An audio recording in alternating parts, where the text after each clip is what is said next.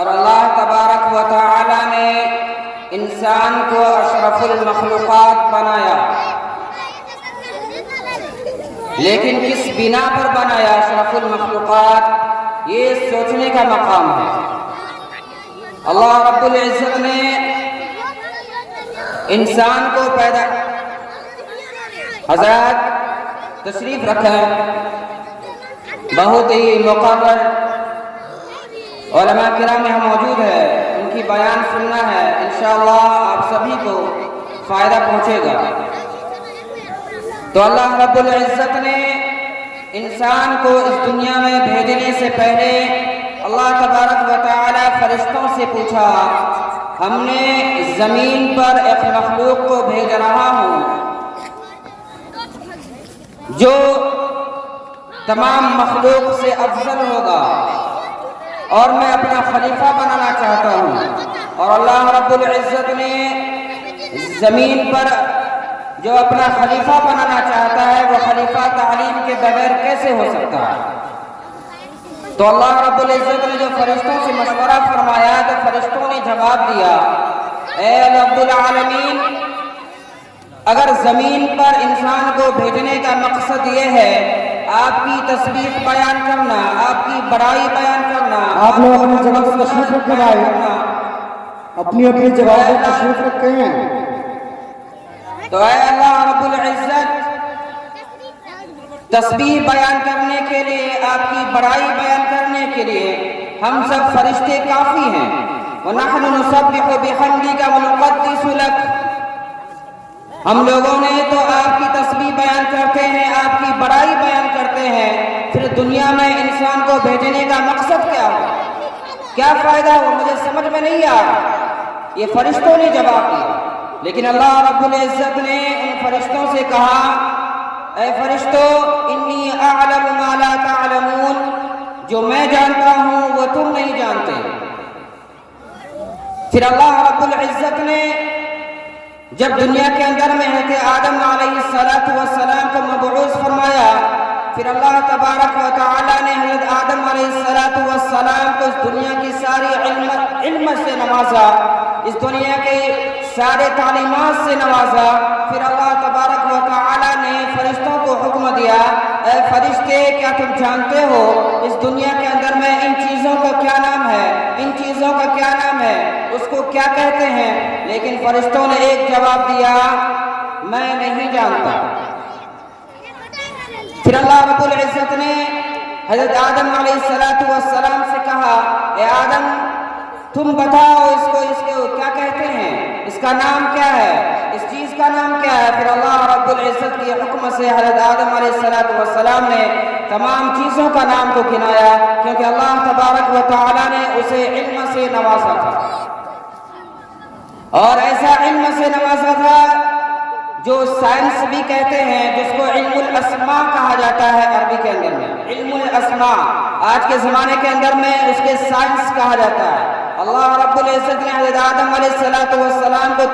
تمام کے تمام سائنس کی علم سے نوازا تھا، تمام اکنامکس کی علم سے نوازا تھا، تمام جغرافیہ کی علم سے نوازا تھا،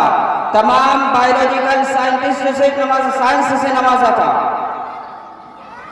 پھر اللہ رب العزت سے حضرت فرشتہ نے حکم کیا کہ اے اللہ، آپ بہتر جانتے ہیں، لیکن یہاں غور کرنے کی بات ہے، شروع میں نے اقرأ بسم ربک الذی خلق کہا، ان 5 آیتوں کا ترجمہ یہ ہے، آپ غور کیے ہیں، ہم سب جانتے ہیں کہ اللہ رب العزت نے حضرت آپ صلی اللہ علیہ وسلم کے اوپر سب سے پہلے وحی نازل فرمائے، وَاقْرَأْ بِسْمِ رَبِّكَ الَّذِي خَلَقَ ہے، خَلَقَ الْإِنسَانَ مِنْ عَلَقَ ہے۔ اس کا مفہوم کیا ہے؟ تاریخ کے اندر آتا ہے، حضرت آپ صلی اللہ علیہ وسلم کو جب اللہ تبارک و تعالیٰ نے جزیرۃ العرب کے اندر مبعوث فرما رہے تھے، اس زمانے کے اندر میں پوری دنیا 2 سلطنت میں بٹی ہوئی تھی، جس کو قیصر اور کسر کہا جاتا ہے۔ آدھی دنیا پہ حکومت کسر کا تھا، آدھی دنیا پہ حکومت کسر پہ تھا، قیصر اور کسر پوری دنیا کی حکومت کو سنبھال رہا تھا، لیکن جزیرۃ العرب نہ قیصر کے پاس تھا نہ کسر کے پاس تھا۔ کیوں؟ کیونکہ قیصر اور کسر جانتا تھا کہ جزیرۃ العرب کے اندر میں ایسی برائیاں ہیں جس کو نہ قیصر قبول کرنا چاہتا تھا نہ کسر قبول کرنا چاہتا تھا، کیونکہ تمام دنیا کی ساری برائیاں، تمام دنیا کی ساری خرافات اگر اس زمانے کے اندر کہیں پہ تھا تو جزیرۃ العرب کے اندر تھا۔ پھر اللہ رب العزت نے ایسی برائیوں کے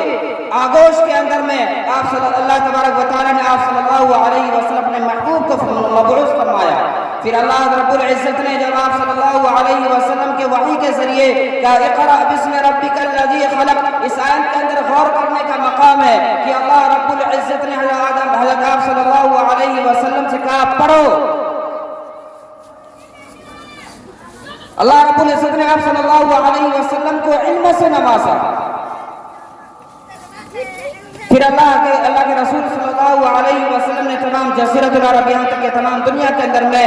علم کو لے کر کے گوشے گوشے کے اندر گئے، کونے کونے کے اندر گئے، ایک ایک لوگوں کے اندر گئے۔ لیکن اگر ہوتا تو آپ صلی اللہ علیہ وسلم جا کر کہتا یہ زنا کرنا خراب ہے، یہ نماز پڑھنا خراب ہے، یہ غلط ہے، چوری کرنا غلط ہے، تو شاید ان کو سمجھ میں نہیں آتا۔ لیکن اللہ رب العزت، اللہ کے نبی صلی اللہ علیہ وسلم نے جو آپ صلی اللہ علیہ وسلم نے جو لوگوں کو دعوت دیا تھا وہ پڑھنے کا علم دیا،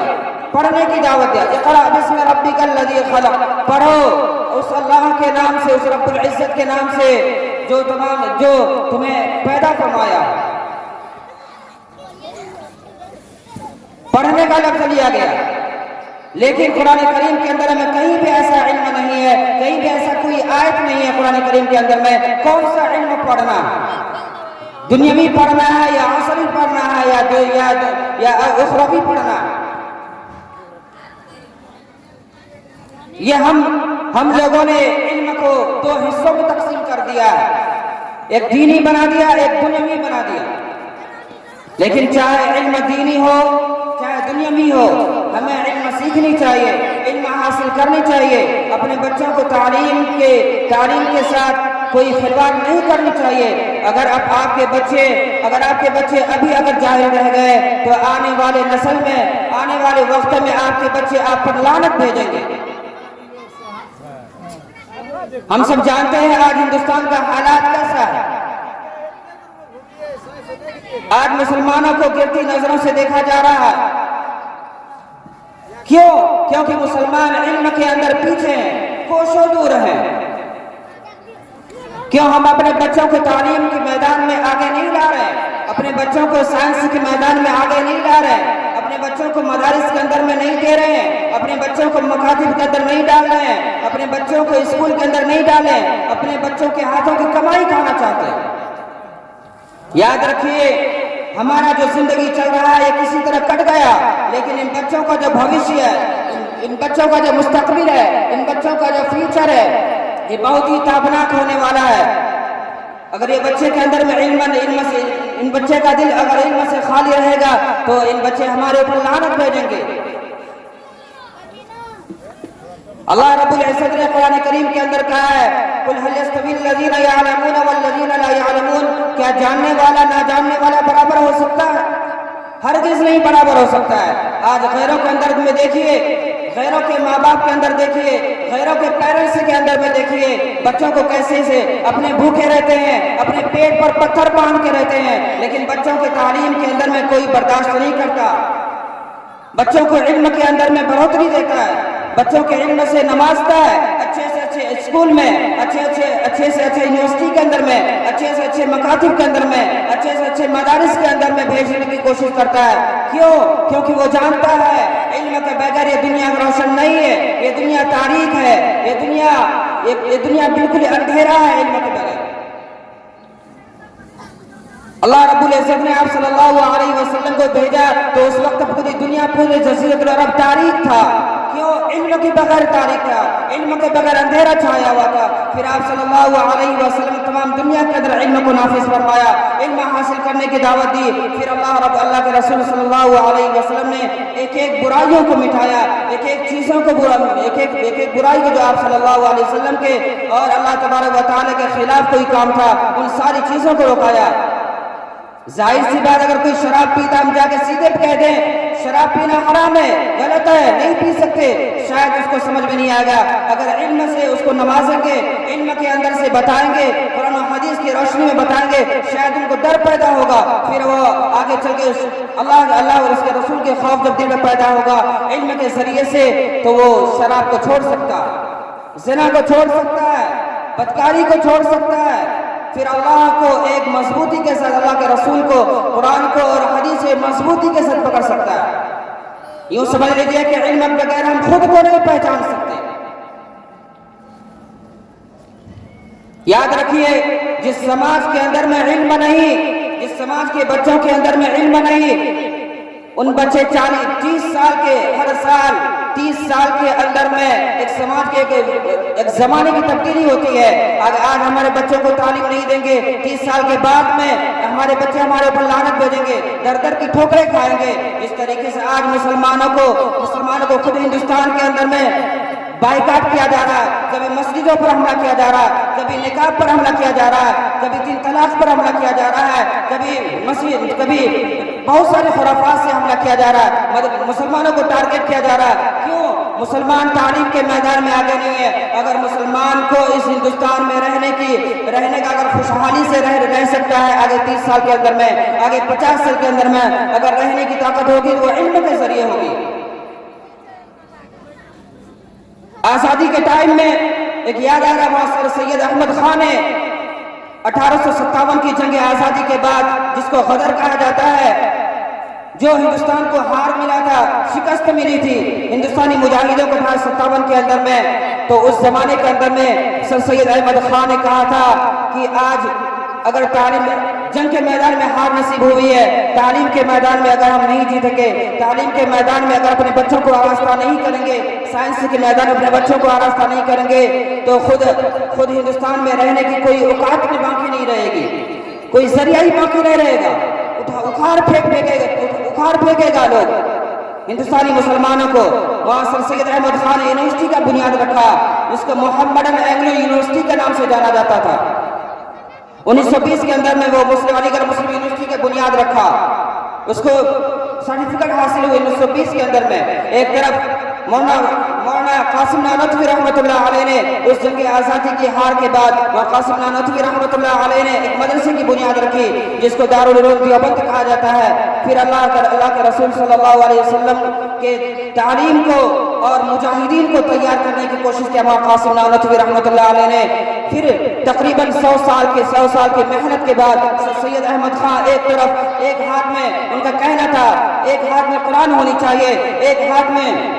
سائنس ہونی چاہیے اور سر پر لا الہ الا اللہ محمد رسول اللہ کا حکومت ہونی چاہیے تبھی ہم کامیاب رہیں گے تو سید احمد خان ایک طرف تھے وہاں قاسم نانوتوی رحمۃ اللہ علیہ ایک طرف تھے انہوں نے ہندوستانی مسلمانوں کو پائے تکمیل تک پہنچایا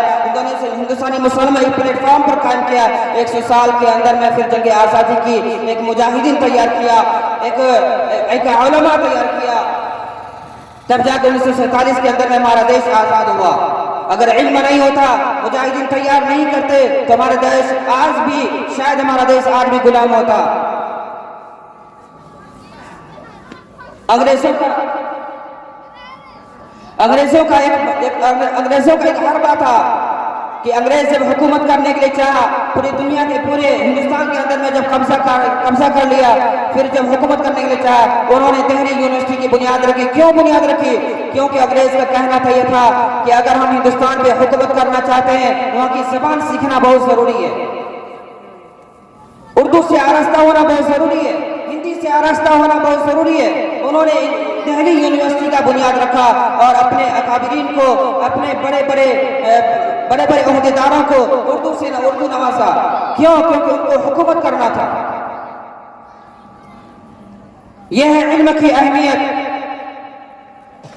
ہم مسلمان ہو کر کے بھی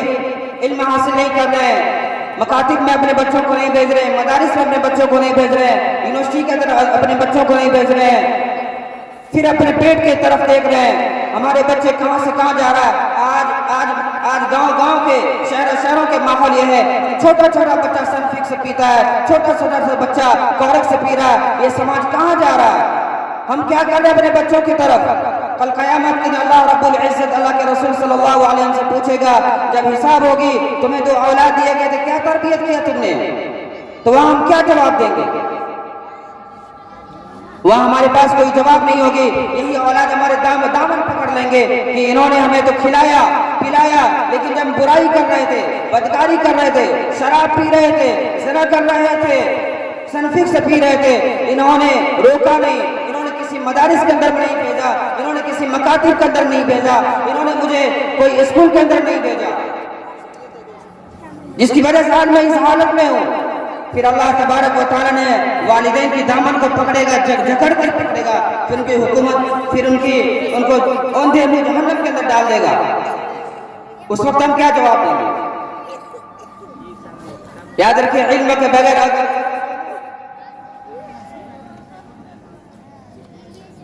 ایک بات یاد رکھیے، تین اگر اپنے سماج کو سدھارنا ہے وقت کی قلت کی وجہ سے، کیونکہ ہمارے پیچھے بہت سارے مقرر موجود ہیں، ان کا بھی بیان ہونا ہے، بہت قیمتی بیان ہونا ہے. وقت کی کمی کی وجہ سے شارٹ کٹ میں یوں بیان کر دینا چاہتا ہوں، اپنے معاشرے کو، اپنے سماج کو سدھارنا ہے تو تین باتوں پر عمل کرنا بہت ضروری ہے. اگر ان تین باتوں پر عمل نہیں ہوا پھر ہمارا سماج کہاں سے کہاں چلا جائے گا. خود ہندوستان کے اندر اللہ کا نام لینے والا کوئی مسجد باقی نہیں رہے گی جس میں اللہ اکبر کی نعرے بلند ہوں گے، اللہ اکبر حی علی الصلاۃ حی علی الفلاح کی تکبیر بلند ہوں گی، اذان کی آواز گونجے گی، اگر ان تین باتوں پر عمل نہیں ہوئی. پہلی بات، اپنے آپ کو تعلیم سے جوڑنے، اپنے آپ کو تعلیم سے جوڑیں، چاہے وہ دینی تعلیم ہو چاہے وہ دنیاوی تعلیم ہو، دونوں تعلیم ہمارے اوپر سیکھنا فرض ہے. طلب العلم فریضۃ علی کل مسلم، علم کا لفظ لیا ہے، دینی تعلیم دنیاوی تعلیم کا لفظ نہیں لیا. ہم مسلمان ہونے کی حیثیت سے ہمیں علم بھی سیکھنا ہے، دینی تعلیم بھی سیکھنا ہے، قرآن کو بھی سیکھنا ہے، حدیث کو بھی سیکھنا ہے، سائنس کو بھی سیکھنا ہے، انگریزی کو بھی سیکھنا ہے، سارے علوم کو سیکھنا ہے. اگر ہمارے معاشرے کے اندر میں، ہمارے مدارس کے اندر میں ایک آدمی اگر علماء نکل رہے ہیں، ایک آدمی اگر بہترین عالم نکل رہے ہیں، تو ہمارے سماج کے لیے بھی چاہیے کہ ایک آدمی ایک ڈاکٹر ہونی بھی چاہیے، ایک سائنٹسٹ بھی ہونی چاہیے، ایک پروفیسر بھی ہونی چاہیے، ایک لیکچرر بھی ہونی چاہیے، تب ہمارا سماج آگے چلے گا. ایک IAS ہونی چاہیے، ایک DM ہونی چاہیے. ہمارے مسلمان کو سارے فیلڈ کے اندر میں آگے آنا چاہیے. پہلی چیز، اپنے آپ کو تعلیم سے جوڑنے کی کوشش کریں. نمبر 2 پہ ہے اپنے بچوں کو بہترین سے بہترین تربیت دینے کی کوشش کریں. کیوں آج ہمارا سماج کا بچہ بہت ہی غلط راستے کی طرف جا رہا. ہم سے زیادہ آپ لوگ واقف ہوں گے، کیا سے کیا ایک چھوٹا سے چھوٹا بچہ سنفک سے شراب، جوا، تاش، موبائل میں ویست ہیں، لیکن ماں باپ دیکھ رہا ہے. کل قیامت کے دن ان ماں باپ سے پوچھ ہوگی تو وہ کیا جواب دے گا؟ اپنے بچوں کو بہترین تربیت کریں، بہترین تربیت سے آراستہ کریں، تربیت کے لیے خود ان پر نگرانی کریں اور مکاتب کے اندر بھیجیں، مدارس کے اندر بھیجیں. ہمارے جناب مرشد صاحب نے جو مکاتب قائم کیے ہیں، یاد رکھیے مدارس قائم کرنا، مدرسے قائم کرنا فرض کفایہ ہے، تو مکاتب قائم کرنا ہر مسجد کے اندر میں فرض عین ہے آج کے زمانے کے اندر میں. اور ہمارے بچوں کو دینی تعلیم ابھی سے نہیں دیں گے، جو لوگوں کا جو خیروں کا فنڈامنٹل چل رہا ہے، جو لوگوں کا سوچ چل رہا ہے، جو تحریک چل رہی ہے کہ مسلمانوں کو کسی نہ کسی طریقے سے بہکایا جائے، چاہے اوریانیت کے ذریعے سے، مووی کے ذریعے سے، سیریل کے ذریعے سے بہکایا جائے تو وہ بہکائے گا. اگر ہمارا بچہ آج کے زمانے میں اس عمر کے اندر میں اگر دینی تعلیم سے، قرآن و حدیث کی تعلیم آپ صلی اللہ علیہ وسلم کی سیرت سے اگر نوازیں گے تو ہمارا بچہ نہیں بہکے گا، کسی کی باتوں میں نہیں آئے گا. دوسری چیز کہ اپنے بچوں کو بہترین تربیت کریں، بہترین تعلیم سے آراستہ کریں. تیسری چیز، اپنی عورتوں کو، اپنی ماں اور بہنوں کو پردے میں رہنے کی تاکید کریں. سب سے بڑی چیز پردے میں رہنے کی تلقین کریں. اور اپنی ماں اور بہنوں کو بہت ہی بہترین گزارش سے معتمانہ التماس کرتا ہوں کہ اپنی ماں بہنوں کو، خاص طور سے اپنے بچوں کو بہترین تربیت دینے کی کوشش کریں. ایک آرٹیکل ہم نے پڑھا تھا یہودیوں کے، یہودی 1947 سے پہلے یہودی کچھ نہیں تھا. یہودی کے اندر میں یہودی جو اسرائیل جس کے نام سے ہم لوگ جانتے ہیں، وہ اسرائیل آج پورے دنیا پہ حکومت کر رہا ہے. کس بنا پر؟ 3 چیزوں کی بنا پر. نمبر 1، وہ 3 چیزیں یہ ہے، اپنے آپ کو تعلیم سے جوڑا. ہمارے قرآن پر عمل کیا، ہمارے حدیثوں پر عمل کیا، لیکن ہم مسلمان ہو کر کے ہم اپنے قرآن و حدیث پر عمل نہیں کرتے۔ عمل کرنے کے بعد دوسری چیز انہوں نے یہ کیا کہ اپنے اندر میں بھائی چارگی پیدا کیا۔ تیسری چیز انہوں نے بزنس کے اندر میں کامیاب ہوا،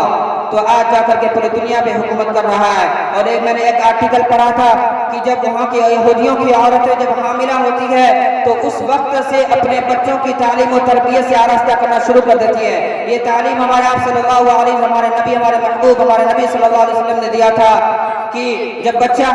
جب ماں حاملہ ہو تو اس وقت سے بچوں کی تعلیم و تربیت شروع ہو جاتا ہے۔ اس وقت ماں جیسا کام کرے گا ان کا نحوس، ان کے اثر ان کے بچوں پر پڑے گا۔ اور یہودیوں کے عورتوں کے اندر میں یہ رواج تھا، کتنوں بڑے سے بڑے پڑھی لکھی کیوں نہ ہو، اگر اس کے پیٹ میں جب بچہ ٹھہرتا تھا، جب حاملہ ہوتی تھی، وہ ٹیوشن کرتی تھی، ایک ٹیچر رکھتی ہے، وہ میتھمیٹکس سے پڑھتی ہے، وہ سائنس سے پڑھتی ہے، وہ انگلش پڑھتی ہے، تمام بزنس پڑھتی ہے، بزنس کرنے کا ہنر سیکھتی ہے۔ کیوں؟ اس وجہ سے میرے پیٹ میں جو بچہ پڑھ رہا ہے وہ بچہ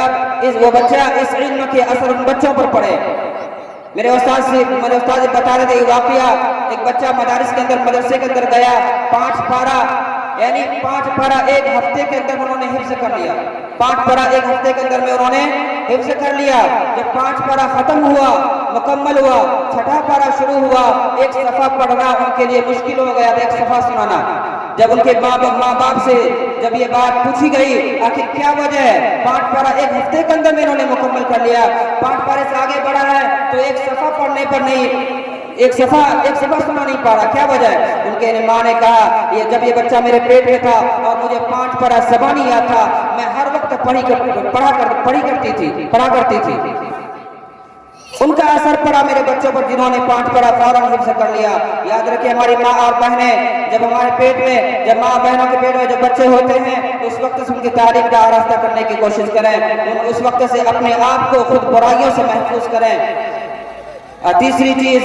پردے کا حکم ہے، اپنے ماں بہنوں کو پردے کا بہترین نظام بتائیں۔ اور ہمارا جو غیر طاقت ہے، یہودی عیسائی جو طاقت ہے، ٹی وی سیریل کے ذریعے سے، مووی کے ذریعے سے ہمارے سماج کی عورتوں کو ننگا کیا جا رہا ہے۔ آج کے زمانے کے اندر میں ہمارے ہندوستان کے برقعے پر پابندی کی جا رہی ہے۔ کیوں ان کا ایک ایجنڈا بنا ہوا ہے کہ مسلمانوں کو ننگا کیا جائے۔ تو تیسری چیز یہ ہے کہ اپنے عورتوں کو پردے کا حکم دیں، پردے کے ساتھ باہر نکلنے کی کوشش کریں۔ انہی چند باتوں پر میں اپنی تقریر کا ختم کرتا ہوں۔ وآخر دعوانا ان الحمد للہ رب العالمین۔